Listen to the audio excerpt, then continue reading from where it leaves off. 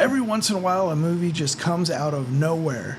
No massive marketing campaign, no A-list actors, just people saying, hey dude, you gotta check out this movie. What's up? I was calling to see if there's a way I can alter a wish. And that's exactly what happened with the 2026 summer hit Obsession. So naturally, I had to find out why. The way Hollywood works is generally pretty simple. You'll get studios, they'll throw a bunch of money into a marketing campaign, $1 billion into a marketing campaign, get people in the theater, and that'll last for about a week.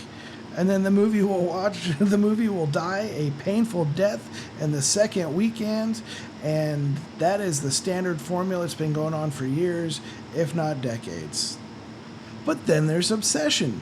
This movie seemingly did the impossible. It actually made more money in the second week than it did in the first week. That doesn't happen. In today's world, it is mathematically weird. On paper, Obsession shouldn't be competing with Hollywood movies. We're talking about a movie made for less than $1 million when many studio projects spend more than $1 million on a single day of shooting big budget movies. They have big budget productions, they have all these entire departments dedicated to visual effects, marketing, wardrobe, and set design. They have the resources to solve almost any problem by spending more money. The director's decision to turn down more money while it was, $1 million or so, to instead keep his vision, his creative vision, is what probably surprises me the most. In 2026, a lot of people might take that money in order to get the movie made, and they probably just would have took the money. They would have just sold out, rewrote the script, made it how the studio wanted, and been done with it. They would have had a bigger budget, bigger productions, fewer limitations maybe. It sounds like an easy decision. Take more money. Okay. So why would a director turn down more money for this, for Obsession? And it's become sometimes money comes with expectations and opinions.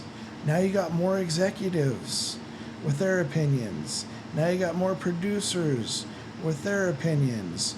More people telling you what you should change on the movie. More people telling you what, how to change your script. Then all of a sudden your vision isn't your vision anymore. And from everything that I've learned about Obsession, the director believed that his story would work because it was personal. It wasn't designed by a committee or built around what was trending. It was the movie that he wanted to make. And protecting that vision meant walking away from opportunities that could have made the film more money, but would have also been maybe less authentic on screen. For me, the biggest reason this movie works comes down to one person, and that person is Inde Navarrette. When people talk about low-budget films, they usually overlook a few rough edges. Maybe the production isn't perfect. Maybe the effects aren't spectacular. But all of that becomes a lot less important when the performances are good. When they feel real. When your acting, when your casting is good, that is what is going to make or break a movie. You can have a great script, you can have a great director vision, but if you don't have the casting to pull it off, the movie's not going to be very good. And that's exactly what happens here. Navarrete never feels like she's acting. She feels like she is in the moment. Every reaction, every conversation, every emotional beat feels natural enough that you stop thinking about the movie's budget altogether. And that is a huge accomplishment. A great lead actor doesn't just deliver lines, they make the entire world believable. And she is believable as Nikki, the the obsessed one. Jeez, what kind of spells you put on her?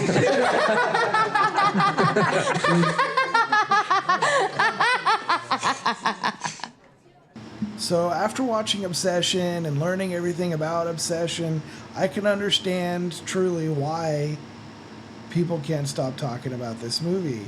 It isn't because it had the biggest budget.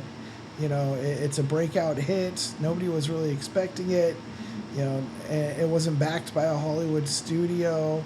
It's not, you know, following a formula we expect to from blockbuster movies. It doesn't even have the feeling of a blockbuster movie, like, at all. You see horror movies in theaters. This one feels like one of the most authentic horror movies, you know, that you could see in the theater. And people are talking about it because it feels authentic, you know. And it's very rare that a movie made on this low budget becomes big, you know. You look at, you know, Kevin Smith from Clerks, or Quentin Tarantino, you know, his first movies, you know, Reservoir Dogs, or Pulp Fiction. I think Pulp Fiction was really the one that broke through.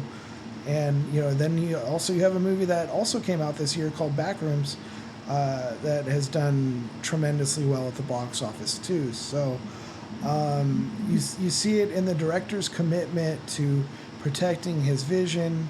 You see it in the casting, the scripts, you know, and the director just, he passed on opportunities that may have made the movie bigger, you know, theoretically, but not necessarily better. And you can see it in the actors' performances. You see it in Inde Navarrette's performance. You know, she, like I said, I think she was amazing. She gives the audience, she makes this movie work. If she couldn't play the range of emotions that this character has so well, I don't think she would have connected with audiences like she has. So her performance grounds the entire film, and it really makes the film good. And you forget about the fact that it was shot on a shoestring budget, because you know, she is doing the work of an elite actress, and you can see it in the craftsmanship as well. Every scene, nothing feels like it's there to fill time or chase a trend. We're telling a story. There's not a bunch of slop in this story. We're just moving forward. And the filmmakers know the story that they're trying to tell. They know the vision that they are trying to get to, and they stayed focused on telling it as honestly as they could. And it's so honest that they didn't sell out, you know, to get a little bit more money. And, you know, that really is a rare thing in 2026. A lot of people are willing to sell out.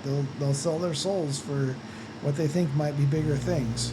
But this is a clear sign that just because something may look like it is better doesn't mean that it is actually better.